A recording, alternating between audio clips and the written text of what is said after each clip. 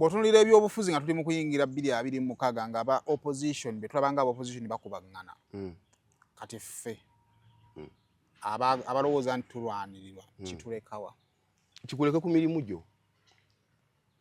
bw'obanga olekaana ebyobufuzi soka kugulawo dduuka lyo tolekaaniranga ewaka lekaanira ku mulimu kubanga obanga tewasoma gavumenti ne bwekyuka gavumenti y'abataasoma yalimu yamini ate akola mwoyo ogwo mukisa gwagenda ez'abataasoma zaggwako ti woba tiwasoma muguno ng'emirimu togifunye mweno gavumenti lwakuba tiwasoma ne bw'enaakyuka teri gavumenti egenda kukwatibwa bataasoma kisa bano batwagadde nnyo katumuwa bwa minisita wadde wa pittu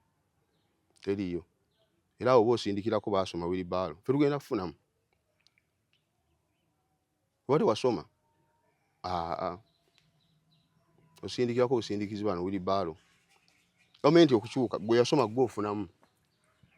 kyova nti osanga baba bakuma omulimu mweno tomanyi ate eddako oyinza okukola okufuna